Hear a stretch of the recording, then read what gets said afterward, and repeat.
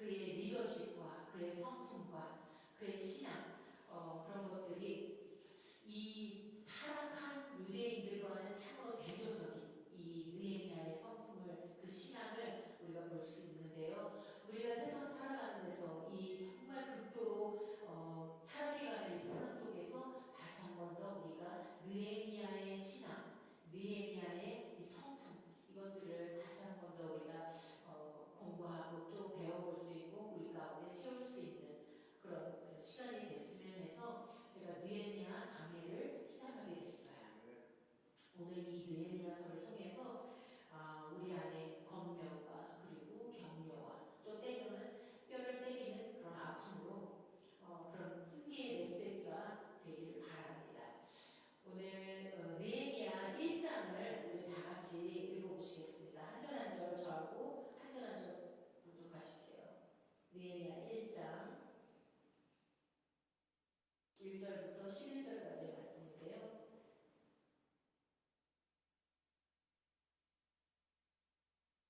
자, 제가 먼저 읽을게요. 1절 하갈의 아들 느헤미야의 말이라. 아닥사스다 왕 제20년 기슬루월에 내가 수산궁에 있더니 나의 하나님 대중 하나니가 두어 사람과 함께 유다에서 이르렀기로 내가 그 사로잡힘을 면하고 남아있는 유다 사람과 예루살렘을 편들어내는즉 저희가 내게 이르되 사로잡힘을 면하고 남은 자가 그 도에서 큰 환난을 만나고 능욕을 받으며 예루살렘 성은 폐파되고 성문들은 소화되었다 하는지라. 내가 이 말을 듣고 앉아서 울고 수일 동안 슬퍼하며 하나님 앞에 금식하며 기도하여 가로되 하늘의 하나님 여호와 크고 두려우신 하나님이여 주를 사랑하고 주의 계명을 지키는 자에게 언약을 지키시며 긍휼을 베푸시는 주여 간구하나이다. 이제 종이 주의 종 이스라엘 자손을 위하여 주야로 기도하오며 이스라엘 자손의 주 앞에 범죄함을 자복하오니 주는 귀를 기울이시며 눈을 여시사 종의 기도를 들으시옵소서.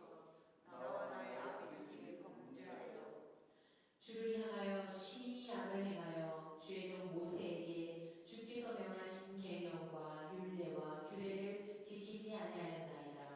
옛적에 주께서 주의 종 모세에게 명하여 가라사대 만일 너희가 범죄하면 내가 너희를 열국중에 흩을 것이요 만일 내게로 돌아와서 내 계명을 지켜 행하면 너희 쫓긴 자가 하늘 끝에 있을지라도 내가 거기서부터 모아 내 이름을 두려고 택한 곳에 돌아오게 하리라 하신 말씀을 이제 청컨대 기억하옵소서.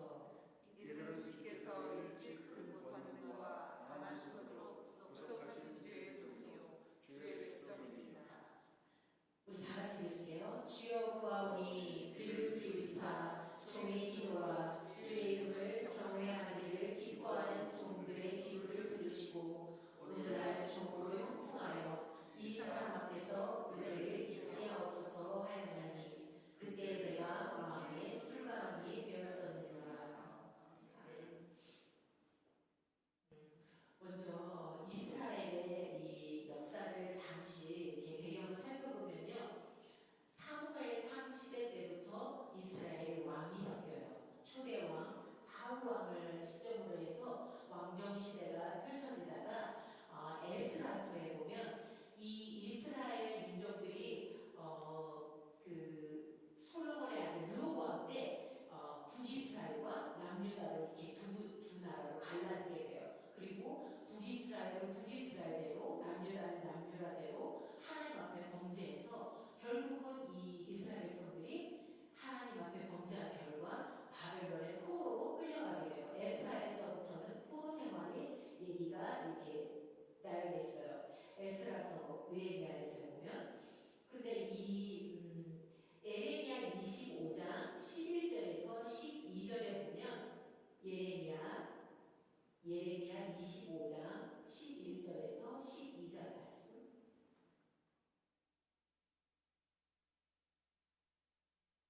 이스라엘이 바벨론의 포로로 끌려갈 것을 예레미야 선지자가 미리 예언한 거예요. 예레미야 25장 11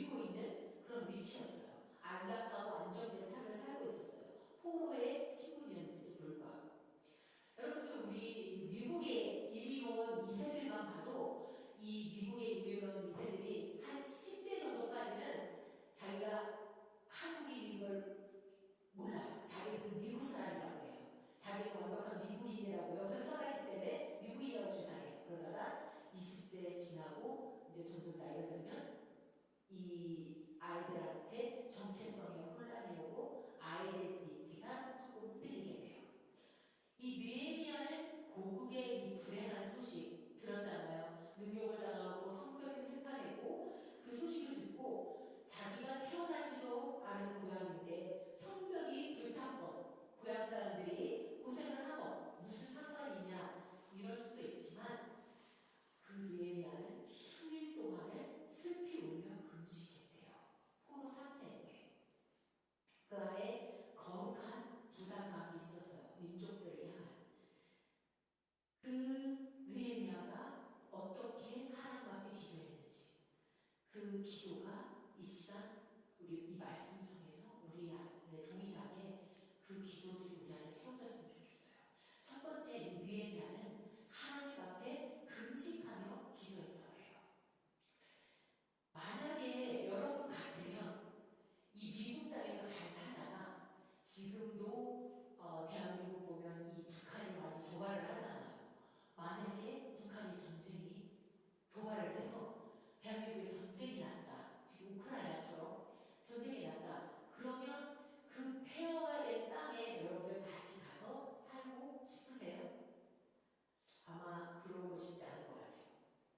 이스라엘도 1차 포로 귀환 때는 1차로 포로들이 이스라엘 땅에 돌아갈 때는 그래도 많이 갔어요. 49,897명이라는 그 인원이 포로 귀환을 했어요. 그런데 2차 때는 두 번째 포로 귀환 때는 1,775명밖에 돌아가지 않았어요. 그만큼 이 땅이 새롭게 재건하려고 하니까 어려움도 많고 불행하고 막 그런 일들이 있다는 그런 소식들 때문인지 많은 이스라엘 성들이 돌아가기를 원치 않았어요. 본문 3절에 보면 환난을 만나고 능력을 받으며 산다고 하니까 정말 가고 싶지 않았을 것 같아요. 느헤미야가 비록 이 페르시아 땅에서 포로 3세로 태어났지만 페르시아 1대 왕인 고레스 왕이 그 정책을 그 포로들에 대한 정책을 관대하게 펴서 이 포로들도 유능한 사람들을 뽑아서 이렇게 관직에 아주 중요한 관직에도 앉히고 그래서 이 포로들이 생활하기에 그다지 나쁜 환경은 아니었어요. 그러기에 이 느헤미야가 정말 술 같은 관역까지 올라갈 수 있었던 거예요. 어쩌면 느헤미야는 고국에 한 번도 가보지 못했을 수도 있을 것 같아요. 그런데 어떤 사람이 한국 유학생들한테 이렇게 질문을 했대요. 만약에 한국에 전쟁이 나면 여러분들은 한국에 들어가서 함께 싸우시겠습니까? 이런 질문을 했더니 대부분의 유학생들이 미쳤습니까? 우리 여기 전쟁하는데 왜 들어가요? 죽으려고 들어가요? 대부분의 학생들이 이렇게 대답을 했다는 거예요. 근데 정말 우크라이나 전쟁을 보더라도 대부분은 아니지만 그래도 간간히 다른 나라에 살던 우크라이나들이 전쟁에 참여하기 위해서 직접 자원해서 자기네 나라로 돌아와서 전쟁에 싸우는 그런 사람들도 있어요. 이 느헤미야 안에 있는 느헤미야가 그 소식, 민족들이 당하는 어려움, 성전이 회파되었다는 소식을 듣고 슬피 울며 수일 동안 금식할 수 있었던 그 느헤미야 마음에는 하나님이 우리랑 계약을 할 수 없는 관계잖아요. 어떤 비슷한 그런 관계에 있는 것도 아니고 정말 아무것도 없는 우리 가운데 하나님이 우리한테 계약을 해주신 거, 언약을 해주신 거는 진짜 긍휼의 기초가 되어진 그런 언약이었어요. 그 마음. 느헤미야는 충분히 풍성하게 안락하게 편안하게 살 수 있었지만 민족들을 향한 느헤미야가 그 긍휼의 마음을 품은 그것은 이 하나님의 마음, 그런 하나님의 마음이에요. 그 하나님의 마음을 하나님이 느헤미야에게 부어주셨어요. 그 소식을 듣고 났을 때 느헤미야가 마음이 편치 않았어요. 계속해서 민족들이 신경 쓰이고 아프고 정말 기도할 수밖에 없는 금식하며 매달릴 수밖에 없는 간절한 마음이 있었어요. 그 마음이 하나님이 느헤미야에게 주신 사명이었어요. 여러분들 금식 다 해보셨을 것 같아요. 근데 금식하는 거 결국 쉽지 않잖아요. 3일 금식하는데도 정말 죽을 것 같더라고요. 3일도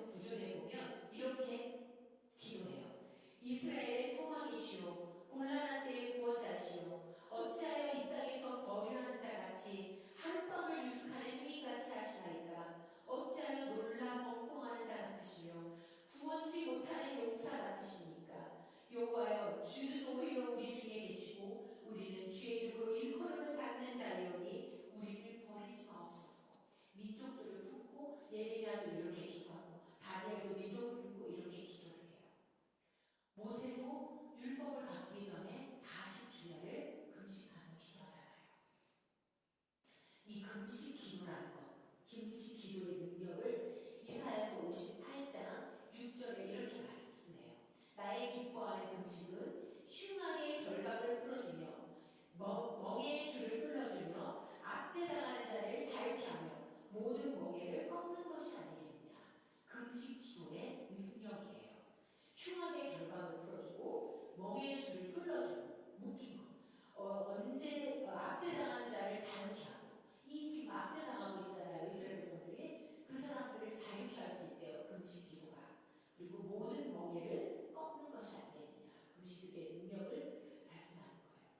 예수님도 공생애를 시작하시기 전에 40일간 금식 기도를 하셨어요.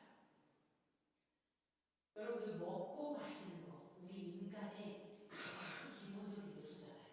정말 없어서는 안 돼요. 이렇게 금하고 기도하는 것은 즉 자신의 생명, 내 전부를 온전히 주님께 의탁한다는 표현이에요. 금식 기도는 우리의 생사화복을 주관하시는 분께 이 문제의 해답, 이 지금 민족의 문제의 해답, 이 해결이 주께 있음을 고백하는 것, 그게 금식 기도예요. 그렇게 느헤미야는 첫 번째 금식하며 민족을 위해서 기도했어요. 두 번째 느헤미야의 기도. 오늘의 제목이 느헤미야의 기도였거든요. 느헤미야의 기도의 두 번째, 언약의 근거에서 기도합니다. 말씀을 붙들고 언약의 근거에서. 우리를 향한 하나님의 사랑은 여러분 잘 알다시피 아가페 사랑이에요. 독생자를 보내서 우리 죄를 대속하시면서 그 사랑을 증명해 주셨어요. 아까도 제가 말씀드렸듯이 언약의 기반은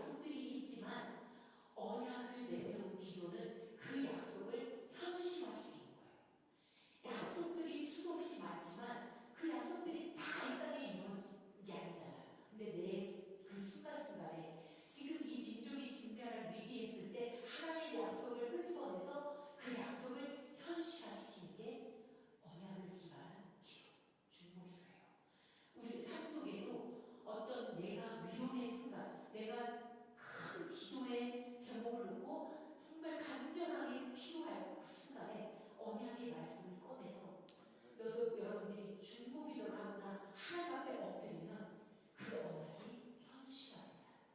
언약의 기도의 그 힘입니다. 중보기도의 힘이에요. 우리 그리스도인들은요, 때로는 그 언약이 현실화되지 않을 때도 있고 낭만될 때도 있고 기도의 응답이 더뎌져서 우리가 정말 실망할 때도 있고 그래요. 그렇지만 여러분들, 이 언약, 하나님의 언약의 약속은 변함이 없고 반드시 이루어집니다. 우리가 포기하지 않고 낭망하지 않고 믿음으로 신뢰하고 나가면 하나님이 반드시 이 언약을 현실화해서 본을 보여주실 거예요. 세 번째, 이 느헤미야의 기도. 첫 번째 느헤미야는 금식하여 기도했고요.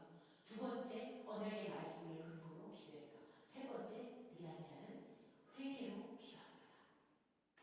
본문 6절에 보면요, 이제 종이 주의 종 이스라엘 자손을 위하여 주야로 기도하며 이스라엘 자손의 주 앞에 범죄함을 자복하오니 주는 기울이시며 눈을 여시사 종의 기도를 들으시옵소서. 나와 나의 아비집이 범죄하여 나와 나의 아비집이 범죄하여.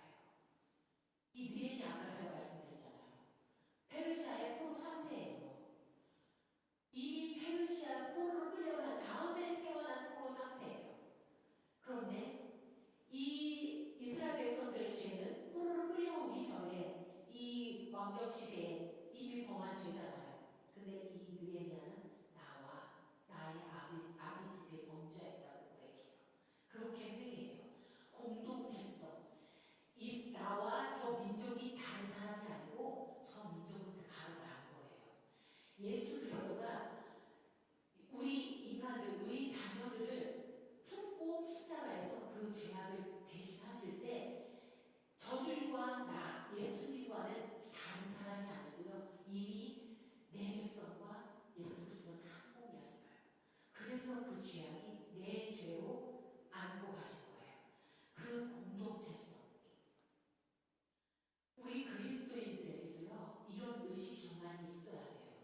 저들이 범죄했고, 그가 범죄했고, 한국 교회가 범죄했고, 한국 교회의 범죄함을 용서해 주시옵소서라고 기도하기보다는 하나님, 우리의 죄를 용서해 주옵소서. 그 그리스도인들도 우리랑 한 몸이라는 거예요.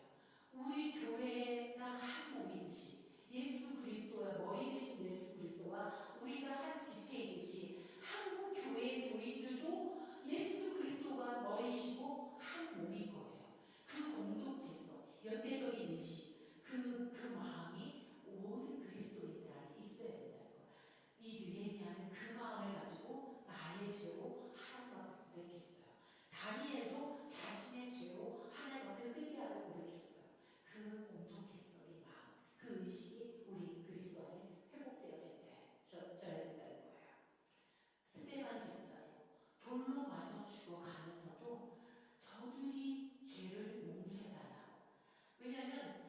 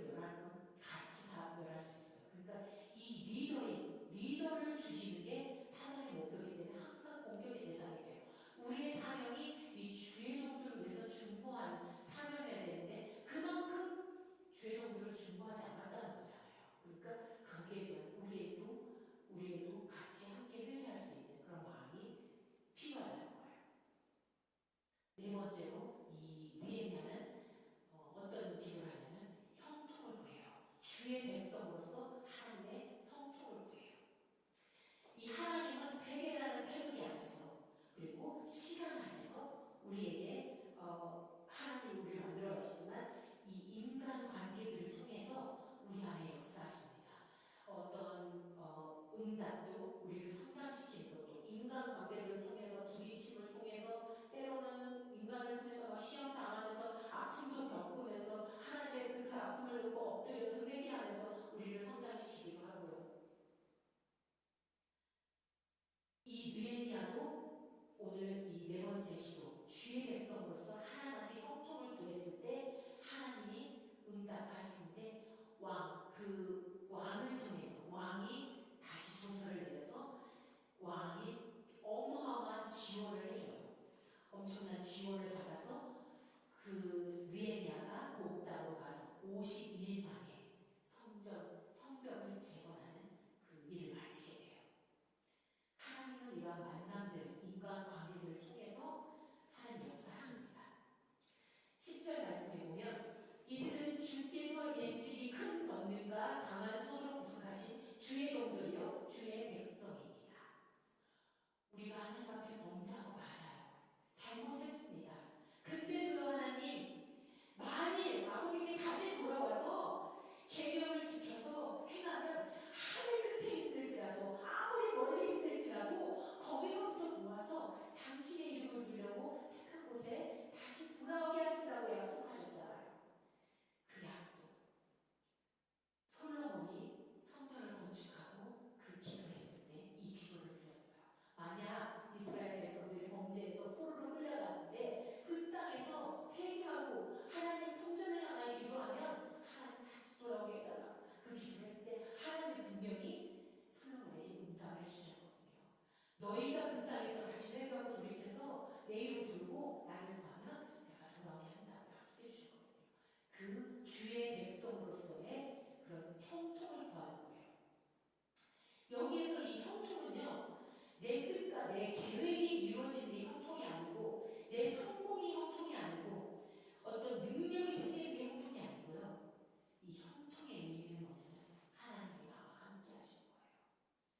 이스라엘 백성들이 포로로 끌려간 그 땅에서 회개하고 돌이켰을 때 형통의 복은 하나님이 함께 하신다는 거예요. 다시 하나님이 함께 하셔서 이 땅으로 돌이키신다는 거예요. 하나님이 함께 하신다는 거예요. 그 형통, 그거를 구한 거예요. 하나님의 자녀이고 백성이고 어려움도 생기고 환난도 오고 낙심도 되고 문제들도 끊임없이 찾아옵니다. 우리 눈에 실패한 것처럼 보일 수도 있어요. 근데 그게 하나님 눈에는 단련이에요. 그렇게 단련되어 주면서 진정한 형통한 자들, 하나님과 동행하는 자들, 하나님이 함께하는 자들로 성장해 나갈 거예요. 느헤미야가 민족을 품었던 그 마음, 사명, 사랑하고 염려하고 아파하고 회개하는 마음, 그 사명을 발견하는 건요, 내